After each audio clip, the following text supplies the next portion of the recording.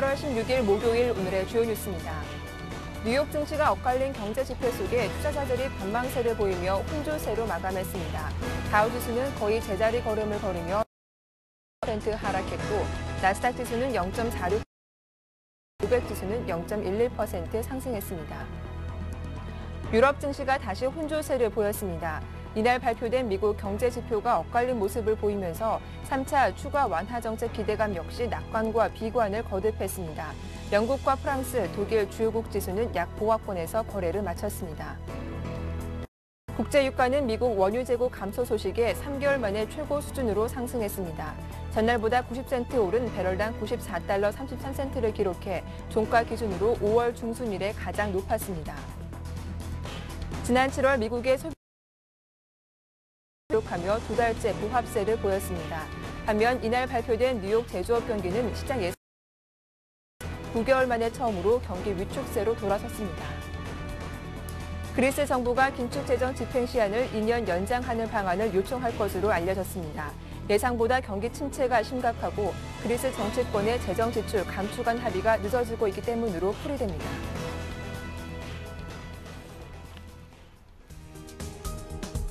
안녕하세요. 굿모닝 대박 예감 박미라입니다. 8월 16일 목요일 순서입니다. 간밤 뉴욕 증시는 또다시 제자리 걸음을 걸었습니다.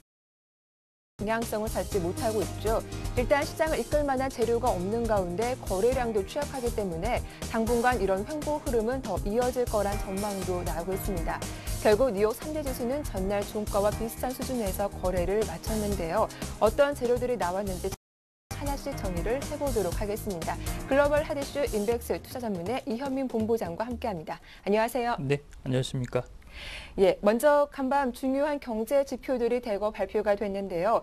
뉴욕 제조업 지수가 전망치를 크게 밑돈 곳으로 발표가 되면서 연준의 추가 부양책에 대한 기대감이 높아졌는데 반면 산업 생산 지표는 전망치를 상회했더라고요. 경제 지표가 너무 한꺼번에 많이 나오니까요. 이런 부분은 뉴욕 증시에 비교적 혼조 국면으로 주가가 끝나는 이런 부분에서 큰 영향은 없었다라고 볼 수가 있겠습니다. 경제 지표가 너무 엇갈리게 나오고 양의 투자자들이 이를 읽기에는 다소 현재 혼재된 양상이라고 볼 수가 있겠습니다. 7월에 산업 생산은 좋았고 제조업 지수는 좋지가 않았습니다. 주택 관련 지표는 좋았지만 물가는 그냥 그 정도 수준에서 크게 변동이 없는 상태였고요. 7월 산업 전월 대비 0.6% 증가한 수치로 집계가 됐는데요. 6월은 0.1% 증가했습니다. 이렇게 보면 두 달 연속 증가한 상승세는 유지했고 상승의 폭은 조금 더 높아졌다라고 볼 수가 있겠습니다. 역시 이제 산업 생산을 견인한 부분은 자동차가 현재 선두권에 있다라고 볼 수가 있겠고요. 전기와 가스 업계도 비교적 선방했다라고 볼 수가 있겠습니다. 자동차 생산은 7월 전월 대비해서 3.3% 증가했고 기계류 생산, 산업장비 부분은 다소 부진했는데요. 마이너스 1.9%를 보이고 있습니다. 이렇게 보면 미국의 제조업 경기 내에서도 온도차가 극명하게 현재 나오는 그런 흐름인데요. 특히 자동차 업계가 호조세를 이어가고 있고 철강이나 건설 업계는 다소 부진한 것으로 보면 되겠습니다. 8월 뉴욕 제조업 지수는 마이너스 5.85로 집계가 됐는데요. 7월 플러스 7.39 반등해서 다시 마이너스권으로 떨어진 수치가 나왔습니다. 시장 예상치는 플러스 6.5 정도를 기대를 했는데 마이너스 5.85로 급락한 수치로 다소 부정적인 내용이라고 볼 수가 있겠습니다. 이 내용은 특히 제조업 지수의 지역이라 할 수 있는 뉴욕이나 뉴저지, 코네티컷의 현재 제조업 상황이 별로 좋지 못하다라는 부분으로 해석이 될 수가 있는데요. 8월 신규 지문도 마이너스 5.5로 7월 2.69 마이너스 대비해서 2배 가까이 떨어졌고요. 고용지수도 16.47로 0.52 대비 하락세로 나왔습니다. 이렇게 보면 세부 항목에서도 뉴욕 제조업 지수의 내용들은 별반 좋지 못했다라고 볼 수가 있겠습니다. 네, 뿐만 아니라 주택 관련 지표도 발표가 됐는데요. 주택시장 체감 경기가 5년 만에 최고치를 기록했다고 하죠. 이 주택시장 전망이 조금 그렇습니다. 주택 지표가 그나마 현재 경제 지표에서는 미국의 경제 지표 중에서는 비교적 현재 기조적으로 다소 되는 것으로 판단을 할 수가 있겠습니다. 8월 전미 주택건설업협회가 발표한 주택시장 지수는 37을 기록을 했는데요. 습니다만 낙관적 기준치인 50에는 여전히 절대 지수로서는 현재 밑에 있다라고 볼 수가 있겠습니다. 4개월 연속 상승세를 보였고 주택시장 수요, 특히 외국인들이 미국의 주택시장이 저점에 도달한 것이 아니냐, 이런 쪽에서 있다라는 점을 최근에 가격이 좀 상승한 것으로 볼 수가 있겠습니다. 2주 전 프레디 맥이 발표한 2분기 주택가격이 1%로 상승한 것으로 나타나면서 주택가격이 저점에서는 다소 현재 바닥을 통과하는 것이 아니냐라고 현재 분석가들의 분석이 나오고 있는 상태고요. 특히 고가주택의 상승률은 2008년 금융위기 전 수준까지 이미 회복한 그런 흐름인데요. 압류주택까지도 많이 출회될 수 있다는 불안감은 남아있지만 더 이상 악화되지 않을 것이다라는 시장의 낙관론도 점차 세를 얻고 있다고 할 수 있겠습니다. 7월 미국의 소비자 물가 지수는 6월과 같은 수준으로 나왔고요. 전년 동월 대비해서는 1.4% 상승에 그쳤습니다. 세부 항목으로는 에너지 가격이 0.3% 내렸고 관심을 모았던 곡물 가격은 0.1% 상승에 그쳤습니다. 그래서 곡물 가격과 관련된 불안은 11월과 12월 조금 시차를 두고서 판단을 해야 될 것으로 보입니다. 네, 미국의 주요 소매 업체들이 2분기에 기대 실적을 발표하고 있는데요. 미국 내 2위 업체인 타겟도 좋은 성적표를 받아들였다고 하죠. 그렇습니다. 비교적 저가용품, 저소득층을 대상으로 하는 이 할인 2분기 순이익이 예상치 정도는 현재 나온 것으로 판단할 수가 있겠습니다. 2분기에 7억 400만 달러로 주당 순이익은 1달러 6센트를 기록을 했는데요. 전년 동월 1달러 3센트 대비해서는 소폭 상회한 수준입니다. 매출과 관련된 부분은 현재 조금은 올라선 것 수치에서 나오고 있고요. 주가도 오늘 1.7% 올랐습니다. 이렇게 보면 이번 주 실적을 발표한 TJ 맥스와 타겟은 비교적 호조세를 이어간다라고 볼 수가 있겠고요. 내일 실적을 발표할 월마트도 이런 점에서는 비교적 기대 이상의 수준이 나올 것으로 현재 관측이 된다라고 볼 수 있습니다. 업체인 스테이플스는 다소 부진한 실적을 발표하면서 오늘 주가가 14.5%나 하락하는 등 부진한 양상이 나타났고요. 오늘 뉴욕 증시가 마감하고 나서 IT 장비 업체인 시스코 시스템이 분기 순이익을 발표를 했습니다. 순이익이 19억 2천만 달러로 56%나 상승했고요. 주당 순이익도 36%로 전년 동기 22센트보다 상당히 상회한 실적을 나타냈습니다. 매출도 작년 동기 대비해서도 좋은 수치가 나오면서 주가도 오늘 1% 정도 상승을 했는데요. IT 장비 업계, 최근 다소 부진한 양상을 나타내고 있는 IT 업계의 시스코 시스템즈의 이 실적과 관련된 부분은 상당히 청량제가 될 수 있는 부분이라고 볼 수가 있겠습니다. 네, 이어서 그리스 소식입니다. 그리스가 단기 국채 발행을 성공했고 그리스가 재정적자 감축 달성 시한을 해서 2016년으로 2년 연장하는 방안을 추진하고 있다는 소식이 들려왔는데 이 시장 반응은 어떻습니까? 시장 반응은 독일이 또 강경한 태세로 나오고 있습니다. 네. 어제 우리가 이제 휴일이라 그리스 국채 관련 소식을 먼저 좀 집계를 해드리고 이와 관련된 긴축 이행의 불협화음을 말씀을 드리려고 단기 국채 14일 날 실적이 나왔습니다. 만기도래 이번 달에 만기도래하는 32억 유로를 포함해서 단기 40억 6천만 유로를 발행을 했는데요. 낙찰금리는 4.4%를 받았습니다. 7월 발행금리는 소폭 상승을 했는데요. 7월 달에는 4.28% 대비해서 소폭 상회한 수치가 나왔고 입찰률 대비해서 다소 좀 떨어진 수치로 나왔습니다. 많은 부분이 그리스의 은행권이 여기 입찰에 참여한 것으로 이렇게 단기국채 입찰은 비교적 조용히 넘어갔지만 현재 연정이 115억 유로의 세부 긴축안에 합의를 하지 못하자 현재 그리스 연정이 2013년과 2014년 이 115억 유로의 긴축안을 2년 정도 연장해 달라라는 내용을 현재 다시 들고 있습니다. 트로이카와 합의 때는 115억 유로를 내년과 내후년 2년에 걸쳐서 긴축 이행을 하겠다라고 얘기를 했지만 현재 2주가 넘기지 못하고 다시 2년 연장해 달라고 이렇게 약속을 번복하는 것에 대해 추가적으로 2차 구제금융안 중에 310억 유로를 집행하지 않을 수도 있다라고 현재 경한 추세가 나오고 있는데요. 그리스의 긴축은 앞으로도 계속 이런 불협화음이 좀 불거질 것으로 보여서 그리스가 유로존을 탈퇴할 수 있다라는 이런 불안감은 여전히 현재 내재되어 있다라고 볼 수가 있겠습니다. 네.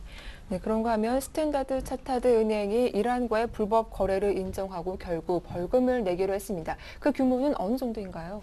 네. 3억 4천만 달러 정도로 현재 집계가 되고 있습니다. 네. 이것은 뉴욕주 금융당국이 그동안 요청했던 벌금 규모 현재 얘기가 나온 것으로 보이는데요.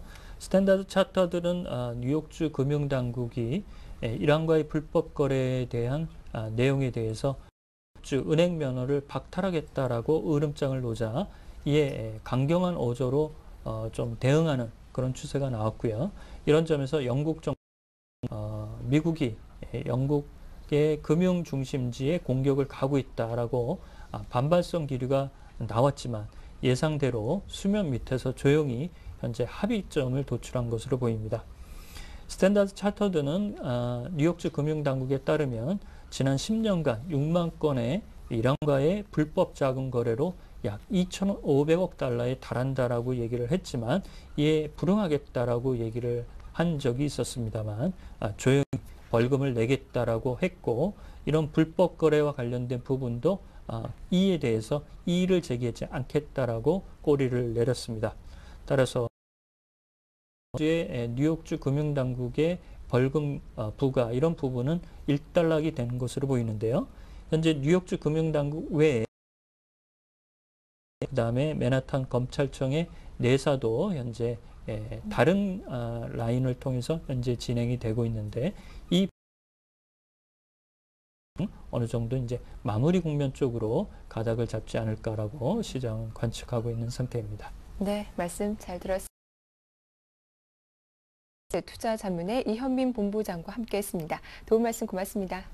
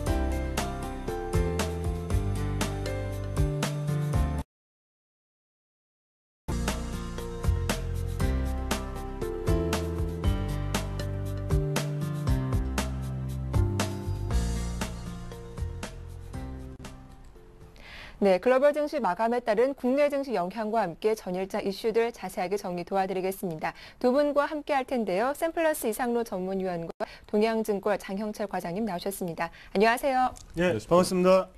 예, 간밤 뉴욕 증시는 또다시 제자리 걸음을 걸었습니다. 연일 횡보이 이어지고 있는데요. 장형철 과장님 자세한 마감 상황 전해주시죠. 예, 일단 다우지수가 7.3포인트 하락했습니다. 좀 미비한 수준인데요. 13,164.78로 장을 마감했습니다. 일단 최근 들어 다우지수 자체가 계속 이렇게 혼조세로 좀 자꾸 마감을 하고 있는데요. 일단 특별한 이슈가 좀 많이 제기되는 그런 양상을 보이지는 않는 것 같습니다. 일단 유로존 같은 경우에도 예전에 좀 많이 이렇게 이슈가 됐던 재정 위기 부분 자체가 일단 대부분 일단 특별한 이슈로 좀 제기되고 있지 않은 상태다가 특히 그리스에 대한 유로존에 대한 이슈 자체도 좀 많이 부각이 좀 덜 되는 그런 양상을 좀 많이 보이고 있고요. 특히 그리스 같은 경우는 자국민들부터 시작해가지고 다 유로존에 대한 탈퇴 분위기를 좀 많이 생각을 하고 있기 때문에 일단 다른 쪽 게 일단 유로존의 양상이고요.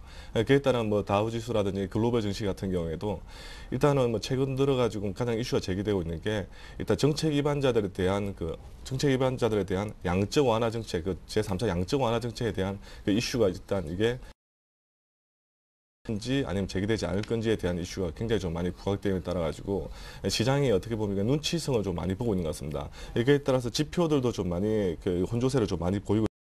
어제 뉴욕 증시 같은 경우에는 최근 들어 기업들에 대한 지표 자체가 특별한 이슈는 좀 많이 없는 상황에서 제조업 지표가 발표가 됐습니다. 뉴욕 제조업 지수, 엠파이어 스테이트 제조업 지수가 일단 마이너스 5.9를 기록했습니다. 실질적으로 지금 이제 시장에서 전망 자체가 마이너스 플러스 한 7.6 정도로 예상을 했는데 예상보다도 훨씬 못 미치는 그런 지수를 좀 많이 발표를 했고요.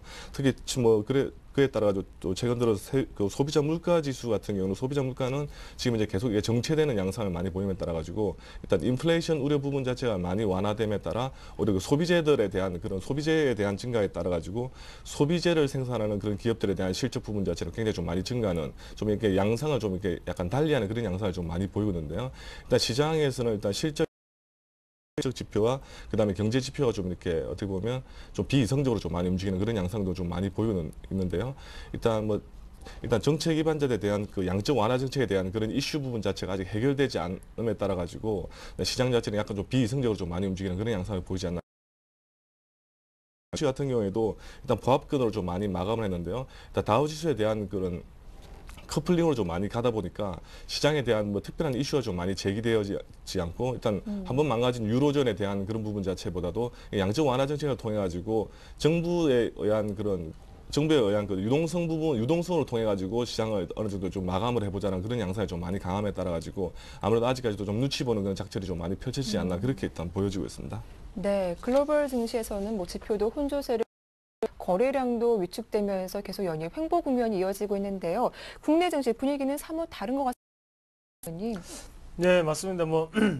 지금 같은 경우에 1950포인트까지 탈환을 했죠. 탈환을 하면서요. 상당히 좋은 모습을 나타냈는데요. 네. 일단 미국 증시를 한번 보시면 일단 제한된 거래 대금을 좀 들 수가 있겠습니다. 그만큼 투자 심리 자체가 일단은 어느 정도는 투자 위험 자산에 대한 투자는 하고 있지만 지금 같은 경우에 휴가철이고 그런 부분이 있어서 약간은 제한된 거래 대금이 좀 나오고 이렇게 보시면 좋겠고 일단은 지금 제조업 지수 자체가 예상치를 하회했다는 결과가 좀 발표가 됐습니다. 그런 부분이 약간의 투자 심리 악화를 시키지 않았나 그렇게 보시면 좋겠고요.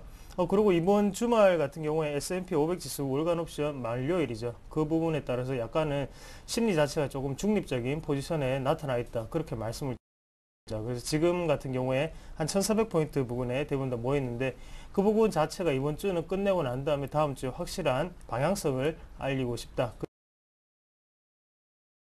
그래서 국내 증시로 들어와서 한번 보시면요. 의미 있는 상승이 있었다고 생각이 좀 됩니다. 그래서 일단은 제가 기술적으로 한번 말씀을 좀 드리면요. 일단 1950포인트 같은 경우에를 일단은 장중에 하회하는 결과치를 나타냈는데 그만큼 갭하락을 하면서 힘들겠구나라는 전망을 했지만 그 장 후반에 다시금 그 부분 자체를 갭 상승으로 다시 메꾸는 그런 작업을 했다 그렇게 보시면 좋겠고요. 그래서 지금 포인트로 말씀드리자 보면 일단은 1950포인트가 오늘 지지되는지 한번 체크를 좀 해보셔야 될 것 같습니다. 그래서 1950포인트 지지 여부를 한번 보시고 만약에 지지가 된다면 시총 상위주 계속적으로 홀딩을 하실 전략이 유효하겠고요. 만약에 1950포인트가 지지가 안 된다면 그때는 약간의 차익 실현을 조금 하시는 게 좋다. 그리고 1930까지도 좀 생각을 하셔야 되는 구간이다. 그렇게 좀 말씀을 드리겠습니다. 그래서 일단은 글로벌적으로 지금 안정된 상태로 올라가는 모습이 아니기 때문에요. 국내 증시 같은 경우에도 어느 정도 1950포인트 지지 여부를 꼭 체크를 하시고, 만약에 1950에서 강한 지지가 나타난다면 그때는 2000포인트까지도 바라볼 수 있는 구간이다. 그렇게 말씀을 드리겠습니다. 먼저 1950포인트 지지 여부가 오늘 장에서 좀 중요하겠다라는 말씀을 해주셨습니다. 앞서 전해주신 것처럼 뚜렷한 재료는 프로그램의 매수세로 코스피 지수 강세가 이어지고 있는데, 먼저 화요일장 국내 증시 어떻게 마감됐는지 마감 상황 다시 한번 정리해 볼게요. 예, 일단 코스피가 3개월 만에 1950선을 이제 회복을 했는데요. 예, 앞서 말했다시피 일단 특별한 글로벌 증시에 대한 긍정적인 이슈, 위기라든지 아니면 그런 부분 자체가 국면이 어느 정도 해소되는 것보다는 일단 불확실성 부분 자체가 좀 많이 이렇게 없어짐에 따라 가지고 안전자산보다도 아무래도 위험자산에 대한 수요가 좀 많이 증가하는 게 아무래도 외국인들에 대한 매수세 부분 자체가 국내 증시 좀 많이 유입되면서 외국인에 의해 가지고 시장이 좀 많이 이렇게 움직이는 그런 양상을 좀 많이 보이는데요. 일단 일부 전문가들에게 굉장히 좀 어떻게 보면 좀 긍정적인 면에서 좀 힘 있는 그런 달력을 좀 많이 줄 것이라고 예상을 하고 있는데, 근데 실질적으로 외국인에 대한 매수세 같은 경우에는 외국인들이 한번 매수를 하면 좀 이렇게 꾸준하게 매수하는 나타내는 그런 모습도 보이고요. 특히 코스피 시장 같은 경우에는 외국인들 입장에서 봤을 때도 굉장히 좀 이렇게 비교적 다른 글로벌 증시 하는 그런 인식이 좀 많이 강하게 좀 대두됨에 따라 가지고 우리나라 국내 대표 기업들, 시총 큰 기업들 위주로 좀 많이 매수가 이어지고 있는데요. 일단 화요일장에서도 였습니다. 한 24.52포인트 정도 지금 오르면서 1956.96으로 좀 마감을 했는데요. 일단 코스피 상승 자체가 미국이나 유럽에 대한 경기 부양책이 나올 것이라는 그런 기대감 때문에 우리가 유동성에 대한 풍부한 유동성으로 좀 많이 움직이는 그런 양상도 좀 많이 보이지만은, 아무래도 외국인들에 대한 국내 코스피 증시에 대한 매력이 좀 더 많이 좀 강하게 좀 펼쳐진 것 같은데요. 일단 외국인이 한 4,227억 정도 매수 우위를 나타내면서 약 한 7거래일 연속으로 계속 이렇게 매수를 좀 나타내고 있고요. 반면에 이제 개인이 한 3,602억 정도 순매도를 여기에 따라 기관들도 좀 매도세가 좀 많습니다. 특히 투신권을 중심으로 해가지고 투신권에서 약 한 1,067억 정도로 좀 매도가 많이 나오고 있는데요. 기관들이 한 536억 정도로 매도 나타내고 시장 자체에 좀 이렇게 엇갈린 그런 매도를 좀 나타내고 있는데, 일단 외국인들에 대한 매수 부분 자체가 굉장히 좀 강하게 나타났던 게 시장에서 굉장히 좀 이렇게 긍정적으로 많이 바라볼 수 있습니다. 특별한 이슈가 없는 이상은 일단 앞서 말했다시피 오히려 2,000포인트도 좀 바라볼 수 있는 그런 양상이 좀 보이지 않을까, 그렇게 좀 보여지고 있습니다.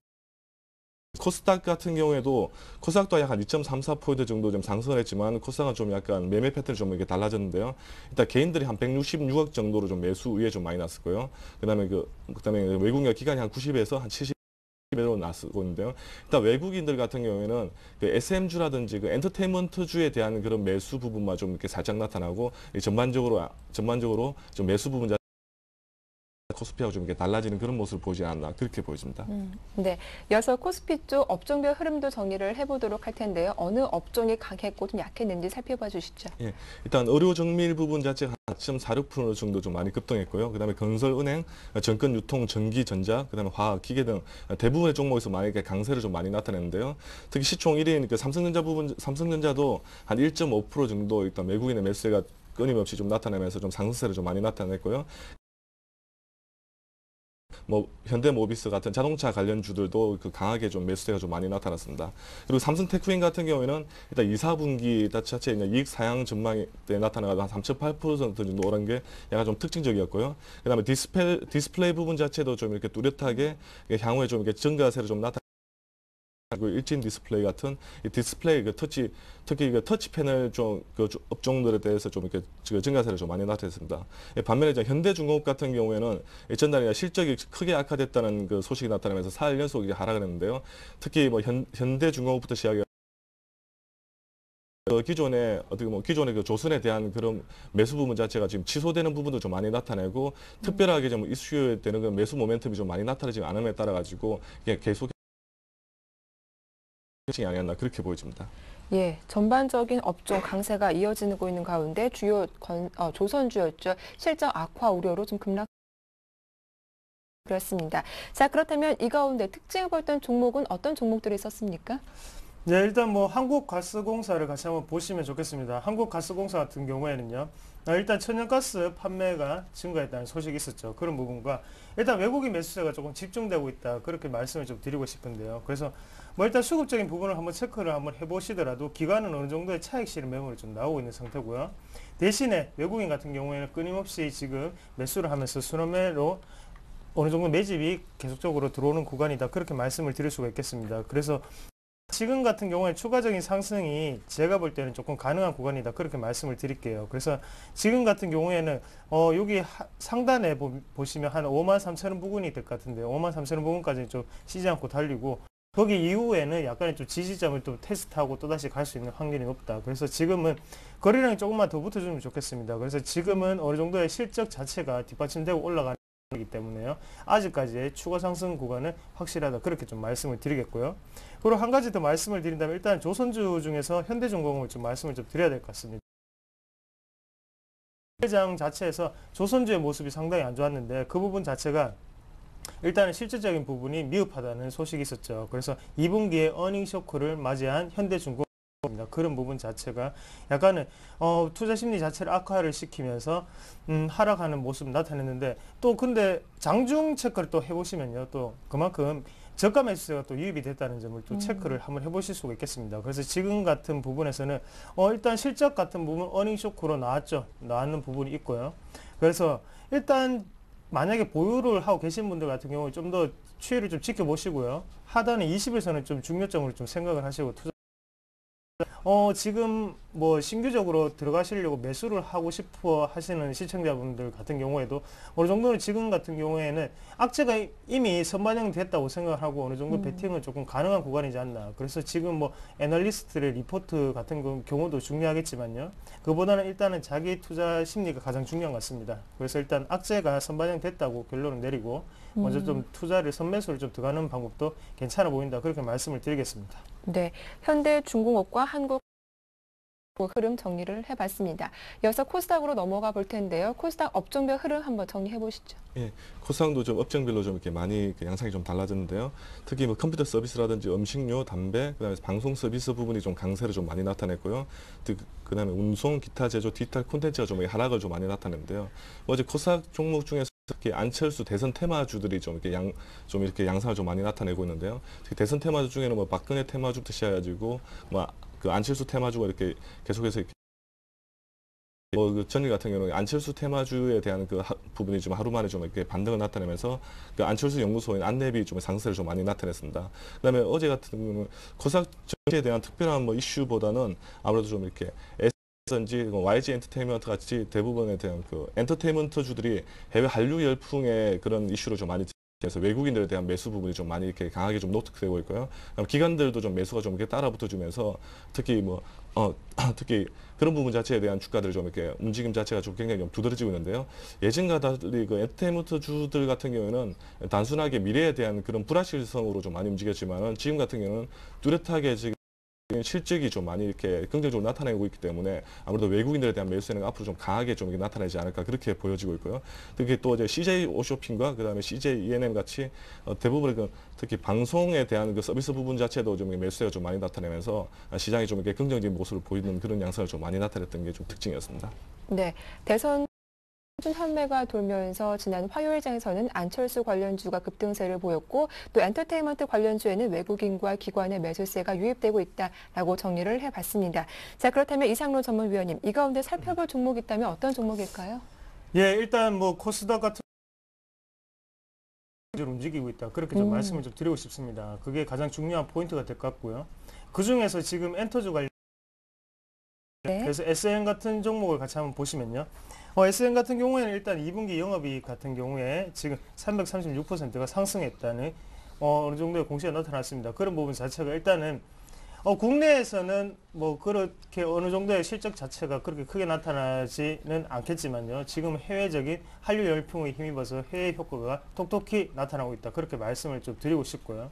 그 SN 같은 경우에 지금 의미가 상당히 있다. 그렇게 말씀을 드리고 싶고 지금 여기서 더 빠지기는 사실상 힘들지 않겠다. 그렇게 말씀을 좀 드리겠습니다. 그래서 확률적으로는 이 부분에서가 가장 중요한 매수 포인트가 될 수 있다. 그렇게 말씀을 드리겠습니다. 그래서 지금 같은 경우에는 기관의 차익 실현 매물이 좀 나온다고 보고요. 그래서 지금은 뭐 지금 제가 기술적 분석으로 어느 정도의 추세선을 좀 그어놨는데요. 에서는 지지가 되는 모습이 나타나실 겁니다. 그만큼 지금 이 부분에서 48,000원, 46,000원 사이에서는 어느 정도는 매수 시점으로 생각을 하시고 가져가 보시자. 그렇게. 코스닥 중에서 특징을 보였던 종목 SM 흐름 정리를 해봤습니다. 이어서 매매 동향도 살펴보도록 할 텐데요. 장영철 과장님, 코스피 쪽에서 외국인과 기관 사고 팔았습니까? 네, 일단 외국인부터 나타나면 외국인들 같은 경우는 일단 삼성전자와 그다음에 그 자동차주들에 대한 부분 자체 매수가 계속 두드러지고 있는데요. 특히 삼성전자를 한 740억 정도 매수 순위로 굉장히 좀 크게 나타냈고요. 그다음에 현대차, 그다음에 기아차, 그다음에 LG화학 같은 경우에도 185억 정도로 이제 굉장히 좀 많이. LG 최근 들어 디스플레이 업종에 대한 그 가격이 굉장히 좀 많이 이렇게 하락한 게 따른 그런 매수 부분 자체가 나타나면서 LG 디스플레이 부분 매수가 좀 많이 일어났고요.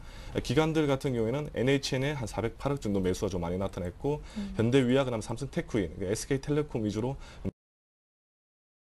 좀 매도세로 나타나 버리면 외국인 같은 경우 일단은 NHN에 대한 매도세가 좀 많이 나타났습니다. 225억 정도 나타냈는데요. 특히 전기 전자 업종에 대한 그런 부분 자체 이슈가 좀 많이 제기됨에 따라 가지고 기존의 NHN이라든지 그런 인터넷 서비스 매도세는 좀 이렇게 가수 있게 두드러지는 그런 양상을 좀 많이 보이고 있습니다. 특히 SK텔레콤도 한 103억 정도 매도가 나타났고요.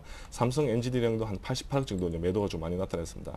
기관들은 이 삼성전자에 대한 차익 매물이 좀 많이 나타나면서 한 339억 정도 매도가 나타났고 기아차, 현대위아, 그다음 현대차, 삼성전기 수준으로 이렇게 매도가 나타났는데요. 특히 외국인과 기관 같은 경우에는 일단 시장에 뚜렷한 상승세를 나타냈던 외국인과 기관들이 어떻게 보면 매매 패턴이 비슷하게 나타냈는데요. 최근 들어 가지고는 외국인과 기관들이 좀 매매 패턴이 좀 많이 이렇게 달라지는 양상을 좀 많이 보이고 있습니다. 특히 외국인들은 최근 계속 움직이고 있는 뭐 자동차라든지 전기전자 업종에 대한 매수가 많이 높아지는 반면에 기관들은 오히려 이 부분에 대한 매도세가 좀 많이 나타내고 있는데요. 특히 뭐 일부에서는 분석해 본 결과 일단 펀드 그런 한매 부분이 좀 많이 나타남에 따라 가지고 실질적으로 기관에 대한 투신권에서 아무래도 이익이 어느 정도 났던 부분에 대해서 펀드 한매 부분이 나타나면서 또 오히려 그 반대의 양상을 좀 많이 보이지 않나 그렇게 보여지고 있는데요. 일단 외국인들에 대한 꾸준한 그 매수 부분이 좀 전기전자라든지 그 자동차 업종에 대한 부분에 대해서는 좀 관심을 좀 많이 가져야 되지 않을까 일단 그렇게 보여집니다. 네, 이 외국인과 기관이 연일 좀 엇갈린 모습을 보여주고 있다라고 정리를 도와드렸습니다. 다음은 코스닥 쪽인데요. 코스닥 쪽 외국인과 기관들 매매 동향 살펴봐 주시죠. 네, 코스닥 외국인 상위 종목부터 한번 살펴보시면요. 일단 다음 그리고 파트론, 인터플렉스, 나노스, 메디포스트 그리고 기관 같은 경우에는 CJ오쇼핑, CJENM, 그리고 CJN, 하림, 네페스 같은 종목군이 있는데 일단 외국인의 지금 키워드 IT 부품이다. 그렇게 말씀을 좀 드릴 수가 있겠습니다. 그래서 파트론이라든지 아니면 나노스 같은 경우에는 휴대폰 카메라 모듈을 만드는 회사죠. 그런 부분이 있어서 어느 정도 갤럭시 S3에 대한 효과가 나타나고 있다. 그렇게 보시면 좋겠고 인터플렉스도 마찬가지고요. 대신 기관 같은 경우에는 철저한 저점 매수세다. 그렇게 말씀을 드리고 싶은데 그만큼 바닥을 다지는 종목에 기관은 저가 매수세가 유입되고 있다. 그렇게 보시면 좋겠습니다. 뭐 일단은 시장 분위기상 뭐 저가 매수에 어느 정도 동참을 하시면 좋겠지만요. 그런 부분 자체가 일단은 또 팔 기회를 잘 주지 않는다. 그렇게 또 보실 수가 있겠고요. 그만큼 아까 전에 보셨다시피 뭐 조선주 같은 경우에도 저가 매수세가 유입되자마자 또다시 또 빠지는 모습이 나타났고요. 그런 부분이 있어서 지금 외국인이 기관보다는 좀 낫지 않나. 그래서 따라잡기를 만약에 하시는 분들 같은 경우에도 외국인 따라잡기가 훨씬 지금 나아 보인다. 그렇게 말씀을 드릴 수 있겠습니다. 네, 코스닥 쪽에서는 외국인, 기관보다는 외국인의 매매 패턴을 잘 참조해 붙여주셨습니다. 지금까지 두 분과 함께 했습니다. 샘플러스 이상로 전문위원님, 동양증권 장영철 과장님 모두 수고 많으셨습니다. 고맙습니다. 네, 고맙습니다.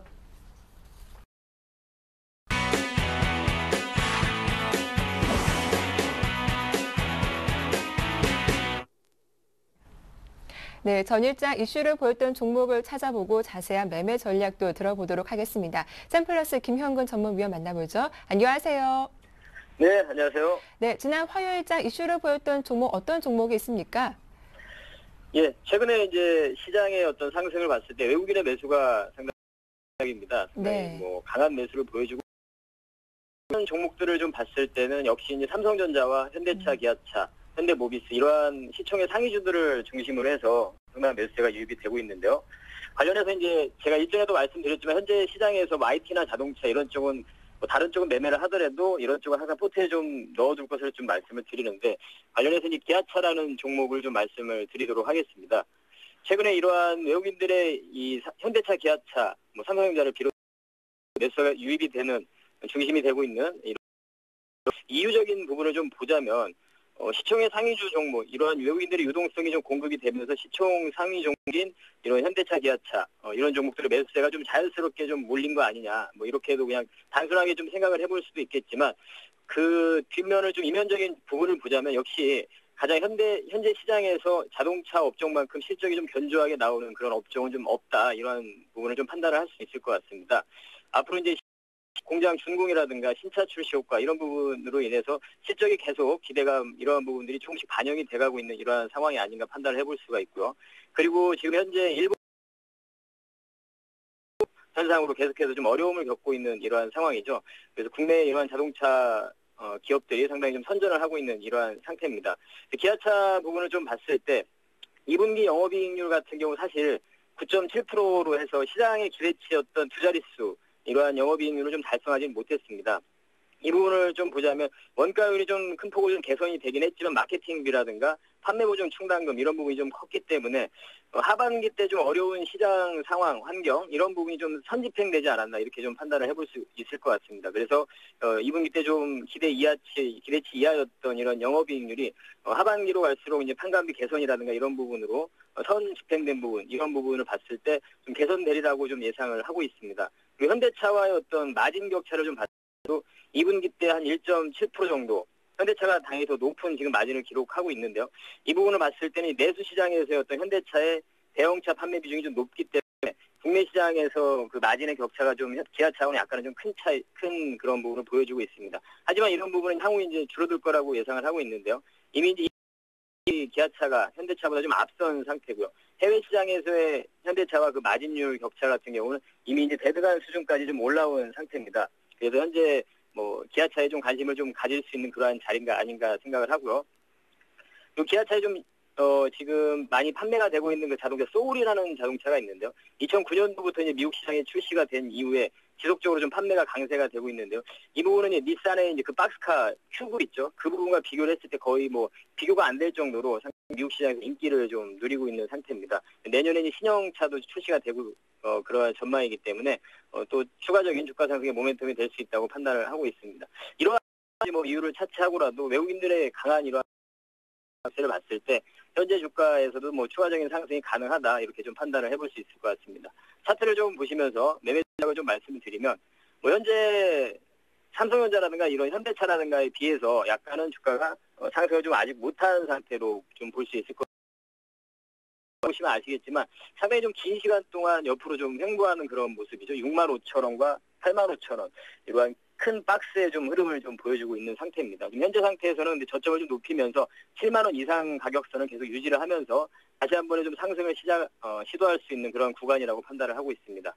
다시 일봉을 좀 보시면서 매매 전략을 좀 말씀을 드리면 매수가는 78,500원, 전일 종가였던 뭐 78,500원 이렇게 말씀드리고요.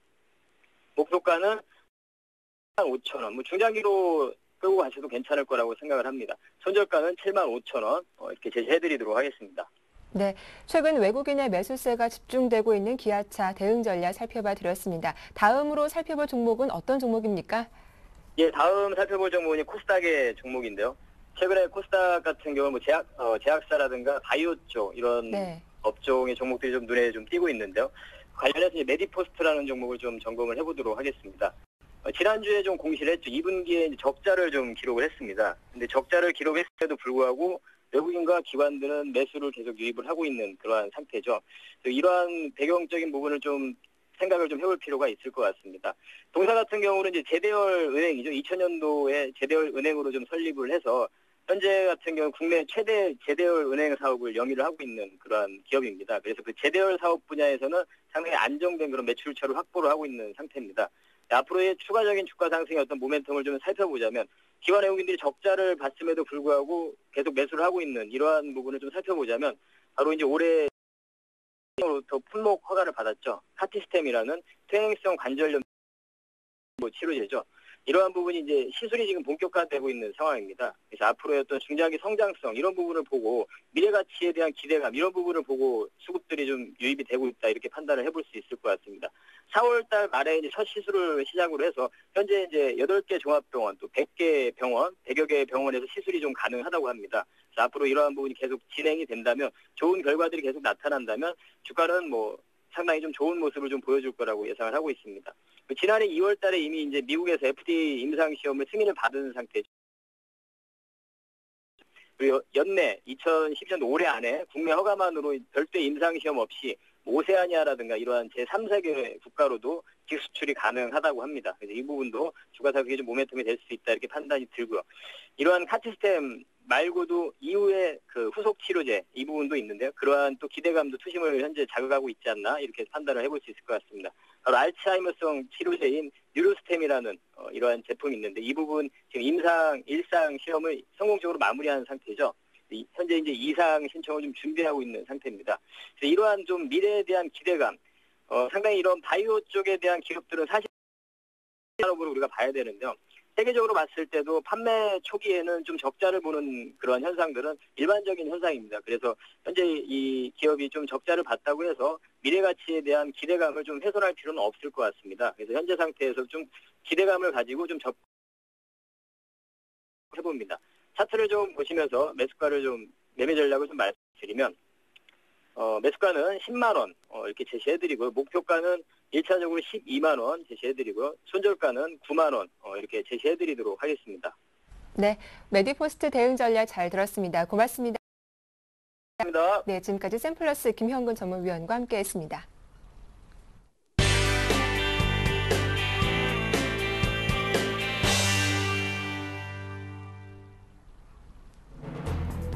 집값 하락이 지속되면서 주택담보대출의 담보 인정 비율 상한을 넘어 즉시 상환해야 할 대출금이 3개월 만에 20% 넘게 급증한 것으로 확인됐습니다. 농촌경제연구원에 따르면 러시아 등의 기상이변으로 촉발된 국제 곡물 가격 상승에 하반기 국내 물가를 위협할 것으로 전망됩니다. 경기 불황으로 대부업 창업에 나서는 개인 사업자가 늘고 있습니다. 올 상반기 대부업 등록 교육을 받은 신규 교육생 수는 3,778명으로 지난해 상반기보다 6.6%가량 증가했습니다. LIG 손해보험이 국민요정 손용재 선수의 올림픽 선전으로 15억 원의 손해를 볼 뻔했습니다. 역대 최고 올림픽 성적 발생하고 있는 업체들도 잇따라 발생하고 있습니다. 네, 이슈앤이슈 오늘 순서는 서울경제신문 사회부의 나윤석 기자와 함께하겠습니다. 안녕하세요. 네, 안녕하세요. 네, 첫 소식입니다. 빚으로 집을 마련한 하우스 푸어들의 상환 압박이 커지고 있습니다. LTV는 즉 담보가치 대비 대출금 비율인데요. 집값이 하락하면서 초과 대출 규모도 증가하고 있다고요? 네, 그렇습니다. 집값 하락이 지속되면서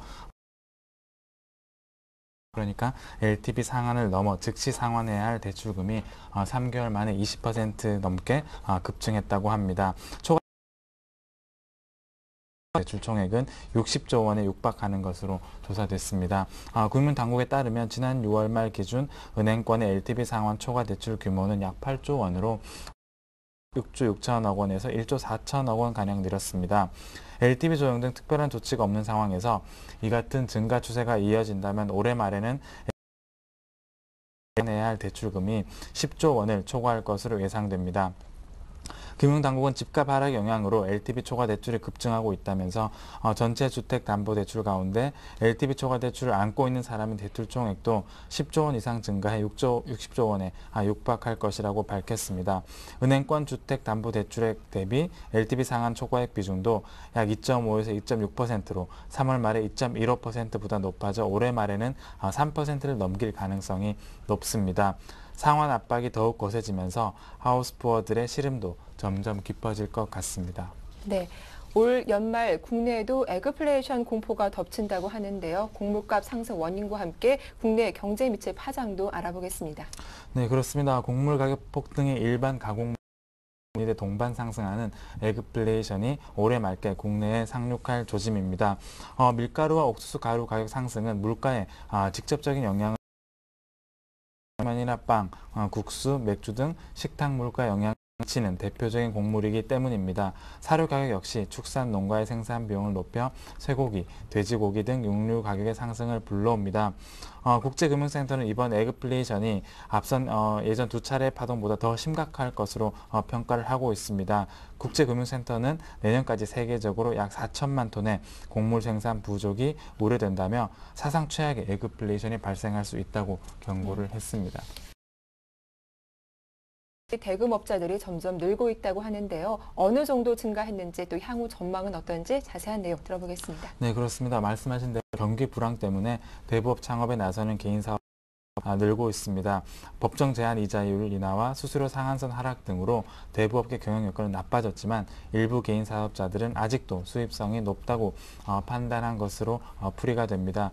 대부금융협회에 따르면 올 상반기 대부업 등록 교육을 받은 신규 교육생 70여 명으로 지난해 상반기보다 5.6%가량 증가를 했는데요. 업종별로는 어음 할인업자가 65.2% 늘었고 전당포업자는 34.1% 증가했으며 추심업자도 32.8%나 증가한 것으로 나타났습니다. 네, 마지막 소식입니다. 얼마 전 끝날 런던 올림픽에서 리듬체조 손현재 선수가 메달을 목에 걸었다면 손해보험사들이 손해를 볼 뻔했습니다. 들어와 있습니다. 어떤 내용입니까? 네, 그렇습니다. 보험업계에 따르면 LIG 손해보험이 리듬체조 손현재 선수 때문에 무려 15억 원인데요. LIG 선보가 런던 올림픽을 앞두고 LG전자와 상금 보상 보험 계약을 체결한 탓이라고 합니다. LG전자는 5월 휘센 신제품 에어컨 구매 고객을 대상으로 사안 행사를 진행을 했는데요. 손현재가 리듬체조 부문에서 동메달 이상을 획득하면 1인당 50만 원을 지급하기로 한 건데 이 기간 에어컨 구매 고객만 3천여 명에 달했습니다. LIG 손보가 이 행사의 보상 계약을 따낼 당시만 해도 손현재가 경기 결선에 오를 것으로 내다보는 사람은 적었지만 막상 동메달 문턱까지 오르면서 15억 원가량을 LG전자에 보상할 수도 있는 상황까지 갔던 겁니다.